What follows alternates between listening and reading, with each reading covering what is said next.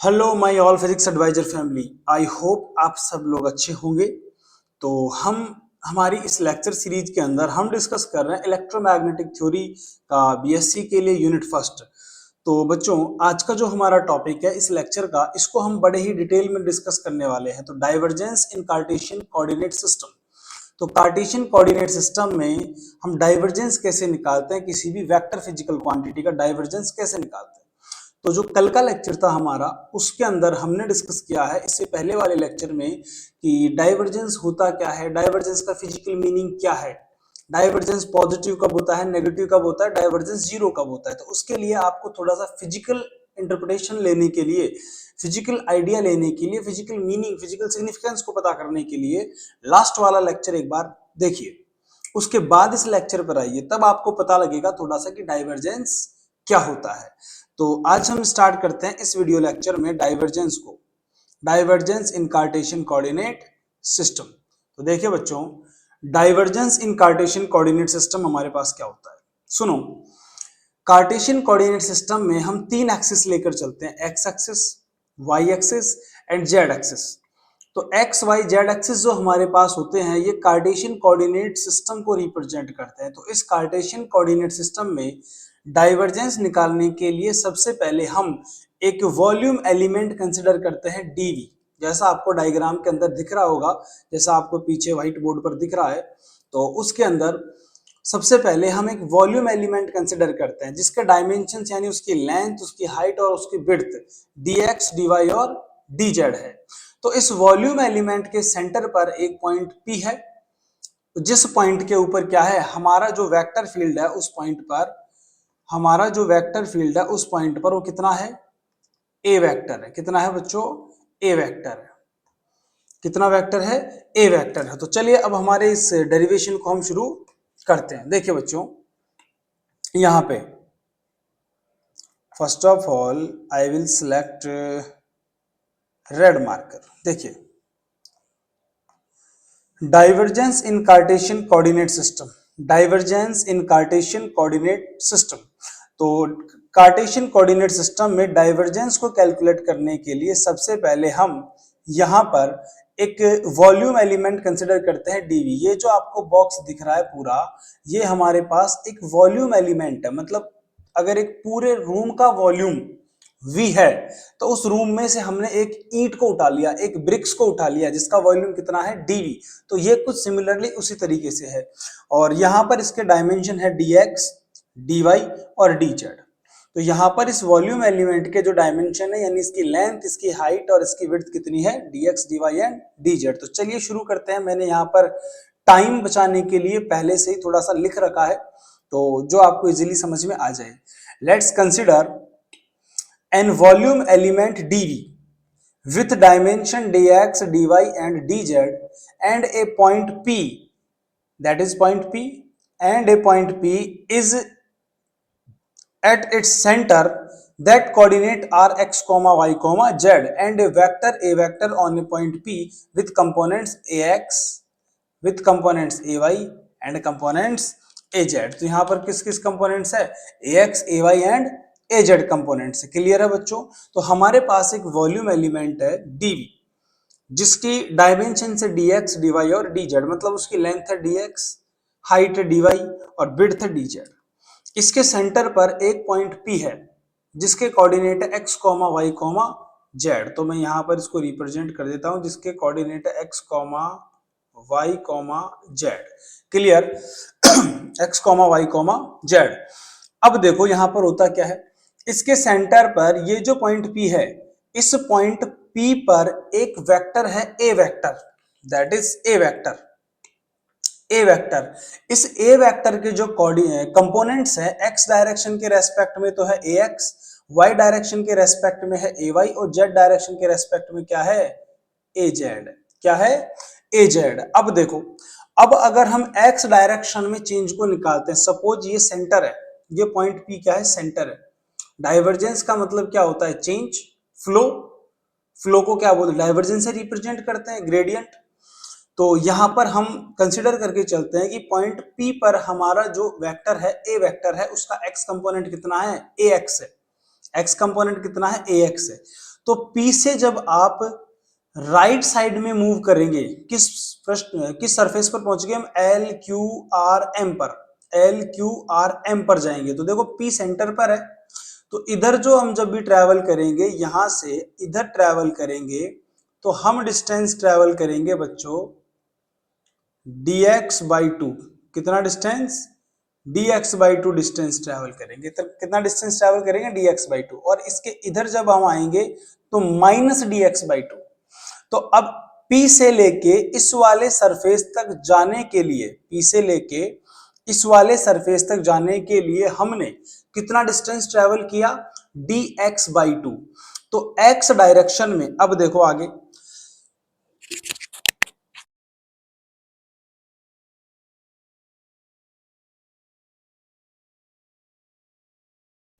अब देखिए आगे,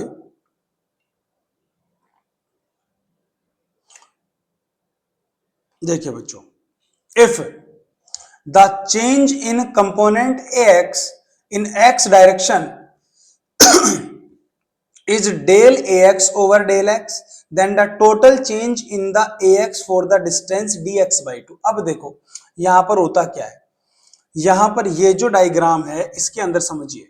अब हम क्या करेंगे, ये जो हमारे पास वेक्टर है ए वेक्टर, इसमें चेंज निकालेंगे। सपोज यहां पर वेक्टर कितना है, ax है, और जैसे ही हम यहां से इस वाली सरफेस पर पहुंच गए तो इसमें चेंज आ गया कितना, del ax by del X. कितना चेंज आ गया, del ax by del X. तो ax और चेंज कितना आ गया, del ax by del X. कितनी डिस्टेंस ट्रेवल की हमने, dx बाई टू। तो इसको किससे मल्टीप्लाई करेंगे, dx बाई टू से। तो जब हम P से इस वाले सरफेस पर पहुंच गए तो टोटल चेंज कितना हो गया, टोटल इंक्रीज कितना हो गया, वेक्टर में इंक्रीमेंट कितना हुआ, ax plus del ax over del X dot dx by two. क्योंकि यहां पर डिस्टेंस हमने सेंटर से लिया है तो इधर dx बाई टू और इधर माइनस dx बाई टू। तो ये हमारे पास इक्वेशन नंबर आ गया 1। अब सेकंड हम क्या करेंगे बच्चों, सिमिलरली देखो इधर, सिमिलरली जैसे हम x डायरेक्शन में मूव करे थे तो ये डिस्टेंस थी हमारी dx बाई टू। तो इसके इधर जो हमारी डिस्टेंस आएगी वो माइनस dx बाई टू नहीं होगी क्या, बिल्कुल होगी। और यहां पर अगर हमारा कंपोनेंट है ax, इधर जाने पर उसमें चेंज हो रहा है del ax over del x। तो इधर आने पर भी उसमें सेम चेंज आएगा क्योंकि डिस्टेंस कितनी है, सेम है। क्योंकि अगर सेंटर पर कोई भी चार्ज रखा हुआ है जिसकी वजह से इलेक्ट्रिक फील्ड E प्रोड्यूस हो रहा है, तो dx by two distance travel करने पर, यहां पर कोई सपोज एक चार्ज रखा हुआ है, चार्ज q, यहां पर सपोज एक चार्ज q रखा हुआ है, इस चार्ज q की वजह से यहां पर इलेक्ट्रिक फील्ड प्रोड्यूस होता है E वेक्टर। अब ये E वेक्टर जैसे जैसे डिस्टेंस में हम आगे ट्रेवल करेंगे वैसे वैसे इस E वेक्टर में क्या आता जाएगा, चेंज आता जाएगा। क्लियर है। और जैसे हम इसके इधर जाएंगे तो वैसे वैसे इसमें चेंज आता जाएगा। तो डिस्टेंस के रेस्पेक्ट में इसमें चेंज आ गया del E over del X. तो लेकिन हमने यहां पर वेक्टर फील्ड लिया है ए, तो इस वजह से इसके अंदर टोटल चेंज कितना आ रहा है, वेक्टर क्या लिया है, वेक्टर लिया है हमने यहां पर ए, तो इस वजह से इसमें चेंज कितना आ रहा है, टोटल चेंज कितना आ रहा है बच्चों, टोटल चेंज आ रहा है del A X over del x. ठीक है। तो अब हम इसको आगे डिस्कस करते हैं। देखिए नेक्स्ट, अब सिमिलरली जब हम, मैंने बताया आपको पहले हम dx बाई टू डायरेक्शन में गए तो इसमें ये चेंज आया। अब हम minus dx by to direction में जाएंगे तो ax तो ऑलरेडी पॉइंट P पर था भाई, ax तो ऑलरेडी पॉइंट P पर था, पॉइंट P पर देखिए ax तो ऑलरेडी पॉइंट P पर था यहाँ पे। लेकिन इस वाली सरफेस पर जब हम आएंगे तो minus dx by two distance हमने ट्रेवल किया तो कितना चेंज आया, del ax over del x, क्योंकि x एक्सिस पर ही चल रहे हैं। डिस्टेंस कितना, minus dx by two multiply by minus dx by two. तो यहां से बच्चों multiply by minus dx by two. तो पॉजिटिव x डायरेक्शन में जो चेंज आ रहा है वेक्टर के अंदर, पॉजिटिव x डायरेक्शन में जो चेंज आ रहा है वेक्टर के अंदर वो तो आ रहा है अकॉर्डिंग टू इक्वेशन नंबर 1। और नेगेटिव x डायरेक्शन में जो चेंज आ रहा है वो आ रहा है ax minus del ax over del x dot dx by two. तो हमारे पास ये किस में चेंज है, वेक्टर में चेंज है। किसमें है ये दोनों चेंज? किसमें है? ये है चेंज इन, ये क्या है? Change in vector field, change in vector field, vector field A vector in x direction. किसमें है बच्चों? एक्स डायरेक्शन में चेंज है। किसमें चेंज है? एक्स डायरेक्शन में वेक्टर्स में कितना चेंज हो रहा है वो ये है। तो अब हम क्या करेंगे नेक्स्ट स्टेप में, इस एक्स डायरेक्शन के कॉरस्पॉन्डिंग फ्लक्स निकालेंगे। किसके कॉरस्पॉन्डिंग फ्लक्स निकालेंगे? एक्स डायरेक्शन के कॉरस्पॉन्डिंग, एक्स डायरेक्शन के कॉरस्पॉन्डिंग। देखो एक्स डायरेक्शन के कॉरस्पॉन्डिंग फ्लक्स निकाल लेते हैं। देखो now now now outgoing flux with surface LQRM, LQRM surface के रेस्पेक्ट में फ्लक्स कितना आएगा? हमें पता है फ्लक्स का फॉर्मूला होता है बच्चों, फ्लक्स होता है phi is equal to vector multiply area, vector multiply area, ये होता है फ्लक्स का फॉर्मूला। ये आप बहुत अच्छी तरीके से जानते हो। अब देखो एक्स डायरेक्शन में फ्लक्स निकालना है तो मैंने LQRM सरफेस के रेस्पेक्ट में फ्लक्स को LQRM से रिप्रेजेंट कर दिया और KTSN सरफेस के रेस्पेक्ट में फ्लक्स को KTSN से रिप्रेजेंट कर दिया। तो यहां पर देखो अब हमारे पास, जैसा मैंने आपको बताया, अब देखो ये जो डायग्राम है इसमें देखो बच्चों, देखो ढंग से देखो, ये जो डायग्राम है इसमें पहले तो हम इस वाली सरफेस के रेस्पेक्ट में फ्लक्स निकालेंगे, फिर इस वाली सरफेस के रेस्पेक्ट में फ्लक्स निकालेंगे। तो इसके सरफेस के रेस्पेक्ट में फ्लक्स को तो मैंने LQRM से रिप्रेजेंट कर दिया और इसके सरफेस के रेस्पेक्ट में मैंने KTSN से रिप्रेजेंट कर दिया।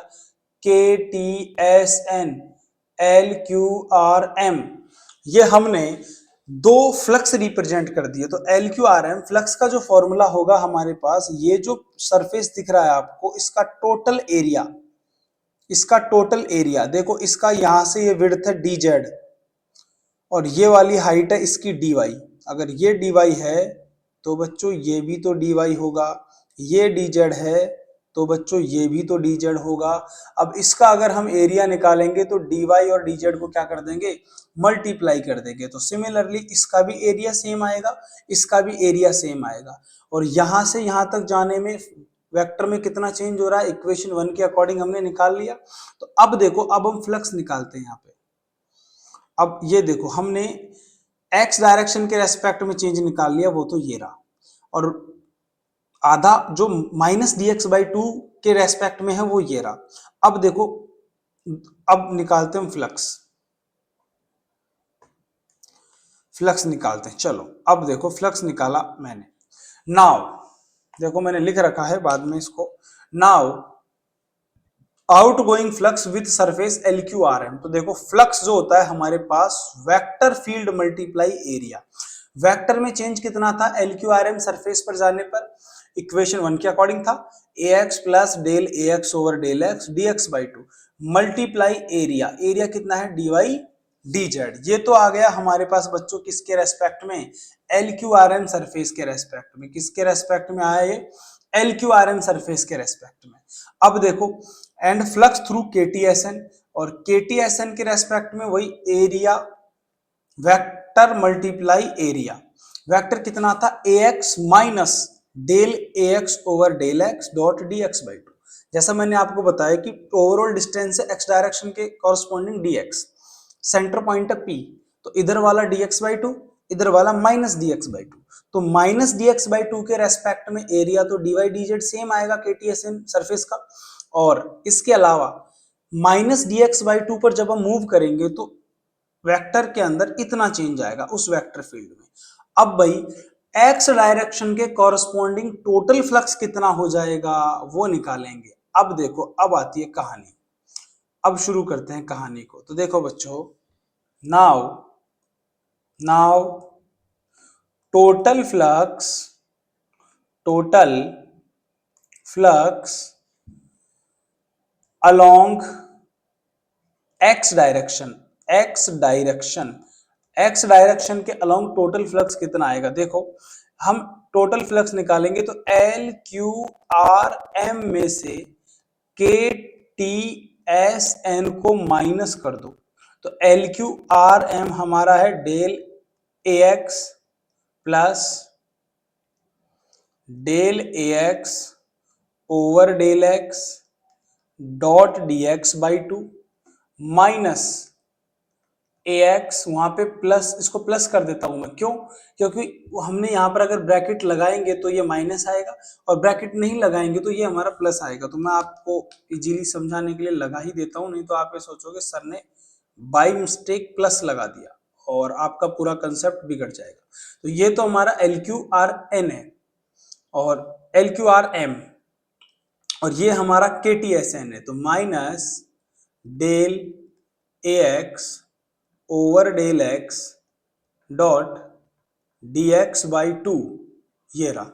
अब देखो बच्चों, तो L Q R M minus K T S N equals to, ये रहा ए एक्स, ये रहा ए एक्स, ए एक्स से ए एक्स कैंसिल आउट, अगर हम इसको कैंसिल आउट करेंगे तो A X plus del A X over del X dot dx by two minus A X plus del A X over del X dx by two, A X से A X cancel out, तो total surface किसके through, L Q R M minus K E S N, ये X direction के along surface flux है। तो यहां से हमारे पास del A X over del X, del A X over del X D X by two D X by two, तो यहां पर ये बन गया बच्चों del A X over del X dot D X, equation number 5। कितना है? Equation number 5। तो यहां पर देखो हुआ क्या, यहां पर ये जो आपको दिख रहा है ये वाला, मैं इसको बॉक्स में बंद कर रहा हूं, ध्यान से देखिएगा।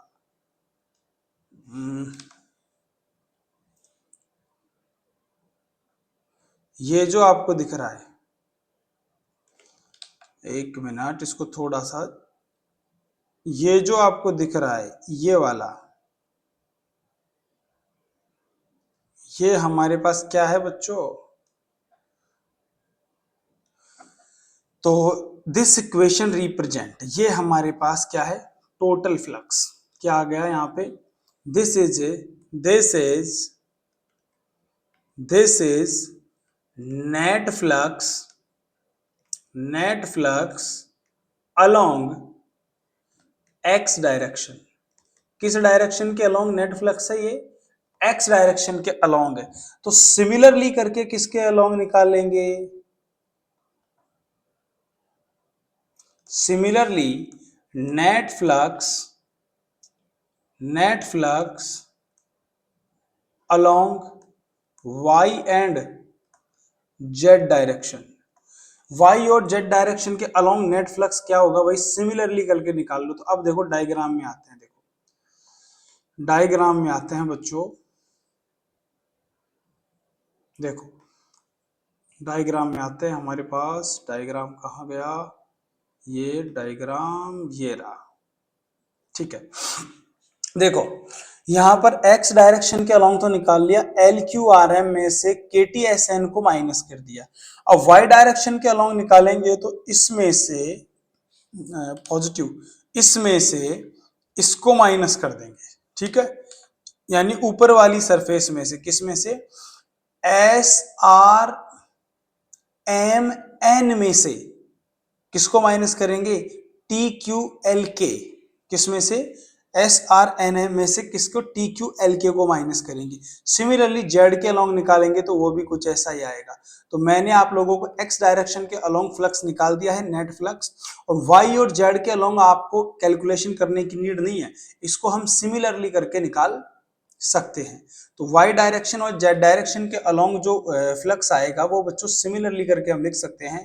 तो del A Y over del Y dot D Y, ये तो हो गया वाई के अलोंग, और del A Z over del Z D Z, ये हो गया जेड के अलोंग। ये इक्वेशन नंबर 6। तो अब देखो, अब क्या निकालेंगे बच्चों, अब निकालेंगे हम net flux.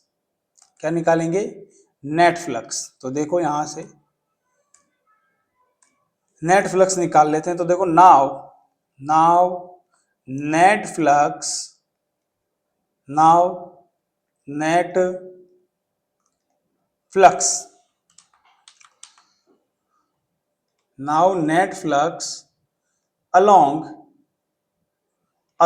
Volume element, volume element DV. अब डीवी के लिए जो नेट फ्लक्स है वो कैसे निकालेंगे? तो नेट फ्लक्स देखो फाई नेट।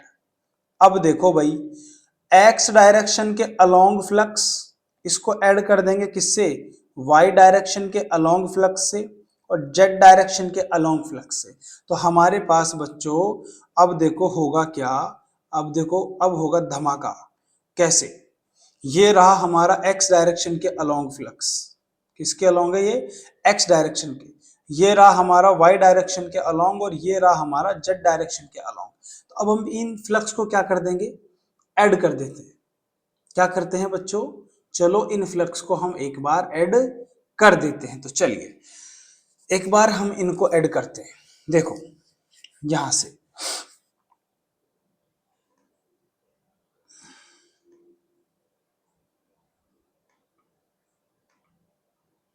देखो एक बार फ्लक्स को ऐड करते हैं यहां से। तो फ्लक्स,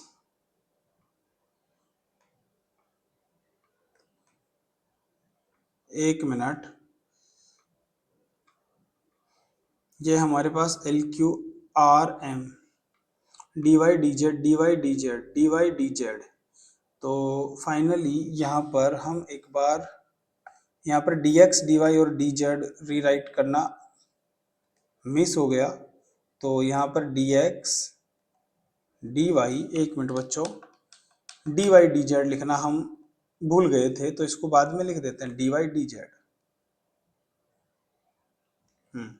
अब देखो ये डी वाई डी जेड, ये डी वाई डी जेड हम राइट करना भूल गए थे। अब देखो तो यहाँ से हमारे पास ओवरऑल ये जो हमें दिख रहा है ये dx, ये dx, तो यहाँ से dy dz यहाँ पर भी आएगा और dx इसके साथ dy और इसके साथ dz ये भी आएगा। तो हमारे पास x डायरेक्शन के अलोंग फ्लक्स तो हो गया ये, y डायरेक्शन के अलोंग जो फ्लक्स होएगा वो भी सिमिलरली कुछ ऐसा ही आएगा।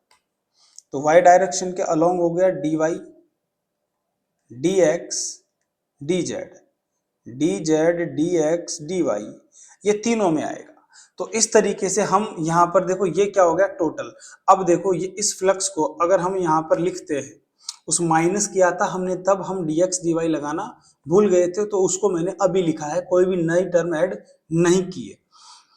अब देखो क्योंकि एक रिकॉर्डिंग करने के पीछे बहुत मेहनत लगती है और जैसे मेहनत लगती है तो उसके अकॉर्डिंग मैं इस पूरी रिकॉर्डिंग को फिर से तो कर नहीं सकता, इसलिए इसके अंदर थोड़ा सा एडिटिंग बनती है बच्चों।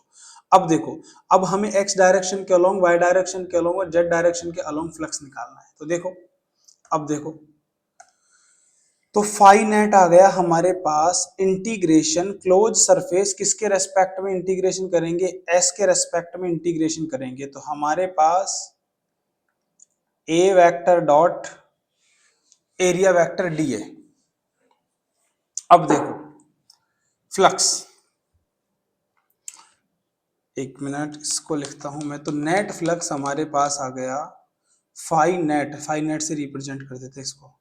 फाई नेट हमारे पास आ गया del A X over del X D X D Y D Z plus del A X, sorry del A Y over del Y D X D Y D Z, del A X, del A X, A X नहीं del A Z over del Z, ये हो गया बच्चों D X D Y and D Z. Clear? तो यहां से इसको हम phi net is equal to, इसको बोल सकते हैं बच्चों del A X over del X plus del A Y over del Y plus del A Z over del Z, और ये हमारे पास डी एक्स डी वाई और डी जेड आ गया कॉमन यहां से। तो जो हमारे पास ये जो वॉल्यूम एलिमेंट हमें दिख रहा है, इससे रिलेटेड जो नेट फ्लक्स होगा हमारे पास बच्चों, तो वो कुछ इस तरीके से आएगा। तो फाई नेट इक्वल्स टू, अब देखो इसमें से del over del X, del over del Y, del over del Z है हमारे पास, तो इसको हम एक बार लिख लेते हैं। तो देखो डेल ओवर डेल एक्स, ये हमारे पास एक्स कंपोनेंट में चेंज को रिप्रेजेंट कर रहा है। डेल ओवर डेल वाई, ये हमारे पास y कंपोनेंट में चेंज को रिप्रेजेंट कर रहा है। डेल ओवर डेल जेड, ये हमारे पास z कंपोनेंट में, और ये टोटल बन गया क्या बच्चों, dv। तो इक्वेशन नंबर ये बन गया हमारे पास 6 बन गया। आई थिंक मैं एक बार देख लेता हूं कौन सा इक्वेशन बना, ये 7। ये इक्वेशन नंबर कौन सा बना बच्चों, 7 इक्वेशन बन गया। तो अब देखो हमें पता है फ्लक्स का डेफिनेशन क्या होता है। सुनो, फ्लक्स का डेफिनेशन हमारे पास होता है, तो फ्लक्स का डेफिनेशन हमारे पास होता है, फ्लक्स का डेफिनेशन हमारे पास होता है, तो we know that flux phi is equal to integration close surface integration vector A vector dot उसका area D A vector, area D A vector, ये हमारे पास फ्लक्स का डेफिनेशन होता है। तो यहाँ पर डाइवर्जेंस निकालने के लिए हम क्या करेंगे, ये जो ओवरऑल हमारे पास चीजें दिख रही हैं इसको हम एक साथ लिखेंगे, इसको हम एक साथ लिखेंगे। तो एक बार मैं इसको सेट कर देता हूं, देखो एक साथ लिखेंगे इसको सिमिलरली। अब देखो बच्चों, ये हमारे पास फ्लक्स का फॉर्मूला होता है, ठीक है। अब ये हमारे पास फ्लक्स आ गया। अब मैंने आपको लास्ट क्लास के अंदर पढ़ाया था कि डाइवर्जेंस का जो फॉर्मूला है वो क्या होता है। सुनो अब इधर, वी नो दैट, हम जानते हैं बहुत अच्छी तरीके से, we know that divergence of a vector is equal to limit dv tending to 0 phi net divide by dv, ये हमारे पास डाइवर्जेंस का फॉर्मूला होता है। डाइवर्जेंस मतलब एक यूनिट वॉल्यूम के रेस्पेक्ट में जो फ्लक्स होता है उसको हम क्या बोलते हैं, डाइवर्जेंस बोलते हैं भाई, इसलिए हमने यहाँ पर वॉल्यूम एलिमेंट लिया है। अब देखो इसके अंदर हम इसको पूरा पुट कर देंगे, इसको पुट कर देते हैं, चलो इसको पुट कर देते हैं। तो देखो, तो यहां से बच्चों अब हमारे पास डाइवर्जेंस ऑफ ए वेक्टर जो है ये बन गया लिमिट dv टेंडिंग टू 0।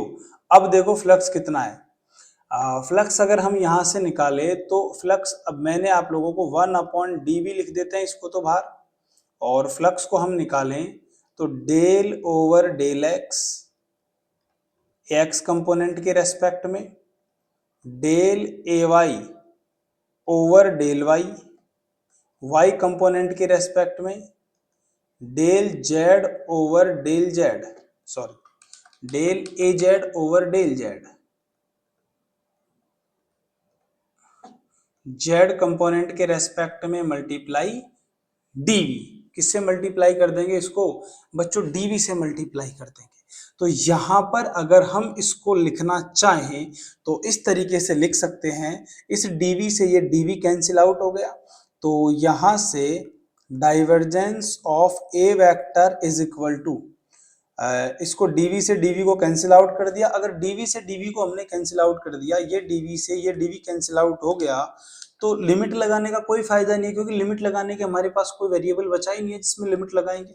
तो यहां से बच्चों तो डाइवर्जेंस हमारे पास निकल कर आता है del over del X I cap plus del over del Y J cap plus del over del Z K cap. और इसके साथ अगर हम इसको लिखना चाहे तो x component AXI cap plus AYJ cap AZ K cap AZ K cap. तो यहां से हम इसको इस तरीके से कर सकते हैं। तो हमारे पास तो that is the total overall divergence. तो यहां से हमारे पास ये जो टर्म है ये है हमारा डेल ऑपरेटर। क्या है ये बच्चों? डेल। कैसा ऑपरेटर है?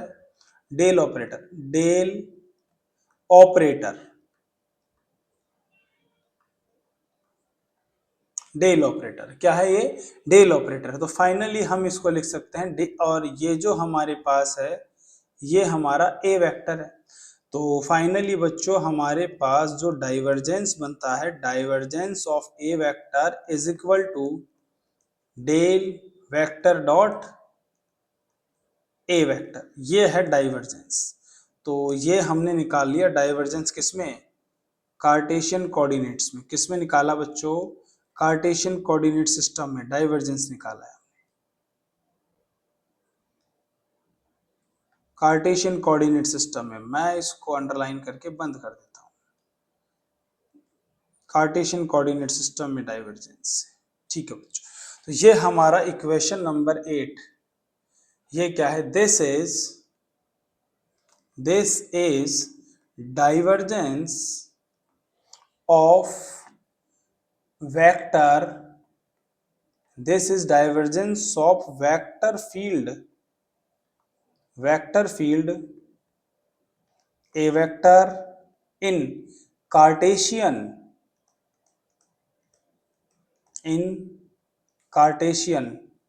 coordinate।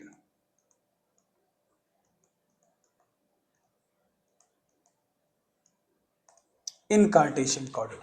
तो ये जो बच्चों हमारे पास ये जो आपको दिख रहा है ये, तो ये हमारा कार्टेशियन कोऑर्डिनेट सिस्टम में डाइवर्जेंस को रिप्रेजेंट कर रहा है। किसको रिप्रेजेंट कर रहा है?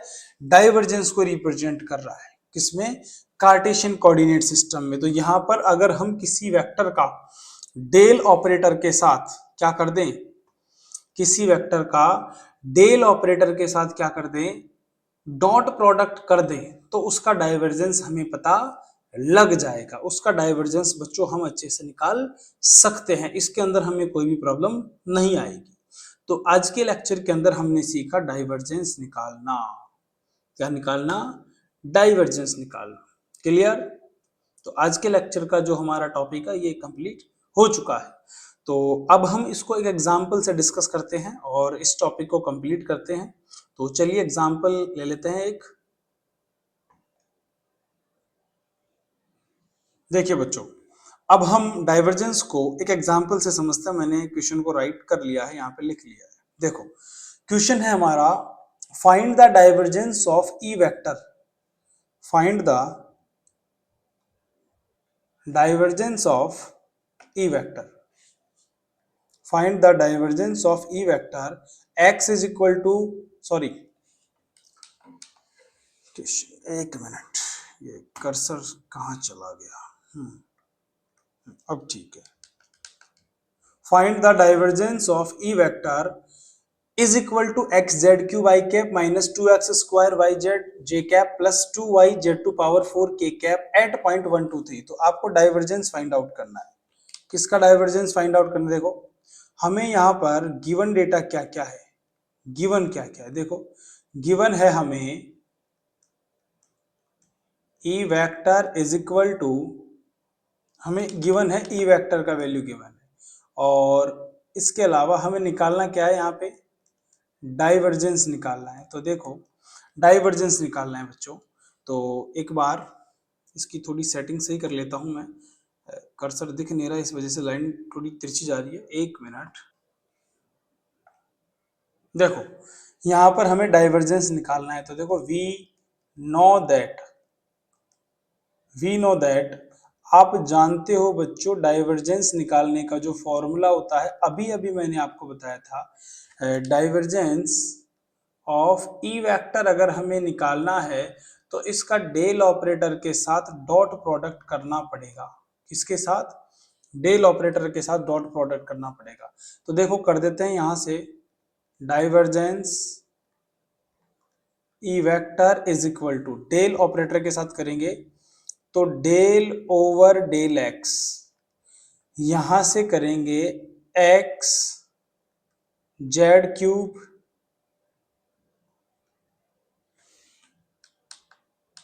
डेल ऑपरेटर लिख देता हूं पहले मैं, del over del X I cap plus del over del Y J cap plus del over del Z K cap. ये हो गया हमारे पास डेल ऑपरेटर।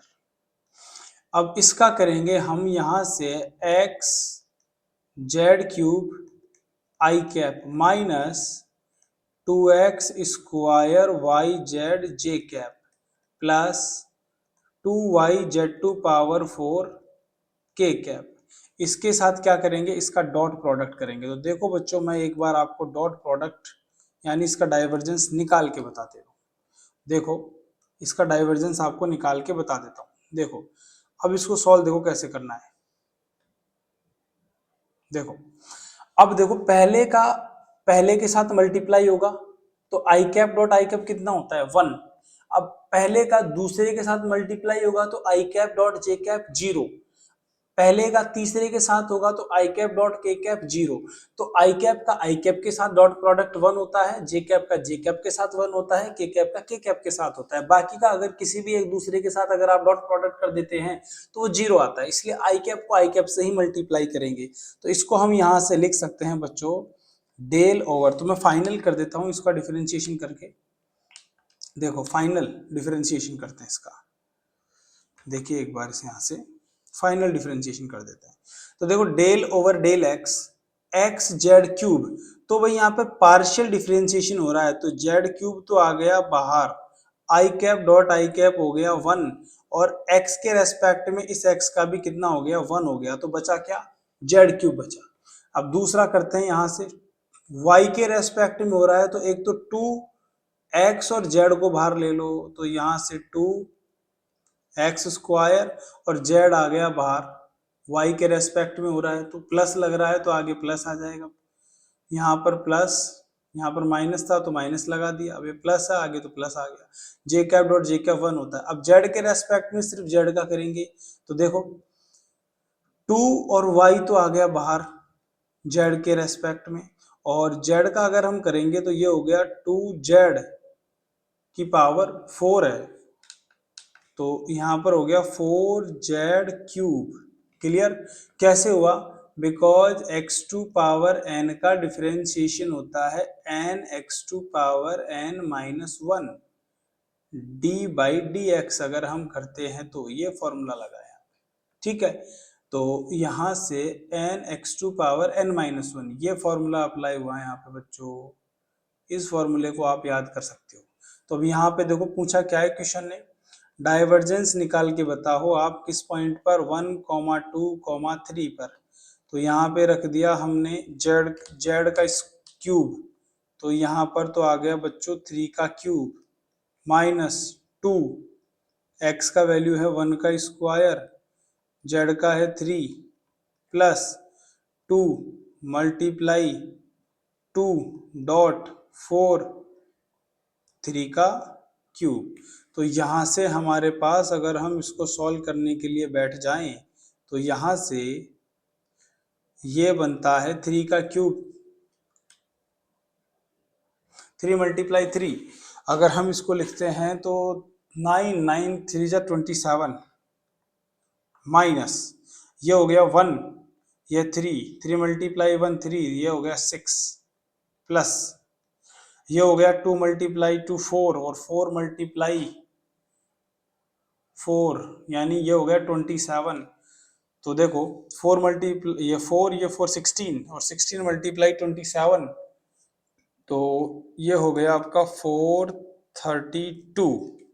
तो यहाँ से बच्चों डाइवर्जेंस का जो वैल्यू आ गया हमारे पास, divergence of E vector is equal to 453। कितना आ गया डाइवर्जेंस का वैल्यू 453। तो ये फाइनल आंसर है। तो इस तरीके से आप क्वेश्चंस करेंगे डाइवर्जेंस के। तो वन बाय वन आपको सारे क्वेश्चंस करने हैं। एक बार मैं इसको थोड़ा सा छोटा कर देता हूं, दैट इज 66%। अब देखो, अब थोड़ा आपको अच्छा दिख रहा होगा क्लियरली। तो ये हमारे पास एक डाइवर्जेंस का क्वेश्चन है जिसको हम बहुत ही अच्छे तरीके से सॉल्व कर सकते हैं। तो ये हमारे पास डाइवर्जेंस कंप्लीट हो गया। तो बच्चों अब आपसे रिक्वेस्ट है कि आप इस वीडियो लेक्चर को बहुत ही तरीके से देखो, और वन बाय वन हम आपको सारे वीडियो लेक्चर्स प्रोवाइड करवा देंगे, और इस लेक्चर के नोट्स भी आपको टेलीग्राम चैनल पर मिल जाएंगे।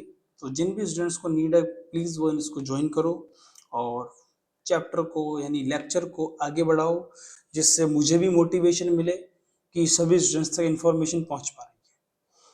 तो लेक्चर भले ही थोड़ा बड़ा हो गया है, लेकिन हम इसको आराम से धीरे धीरे करवा रहे हैं, तो आपको इजीली सब समझ में आ जाएगा। क्लियर? तो मिलते हैं फिर अगले वीडियो लेक्चर में। Thank you very much. Tata bye bye, see you.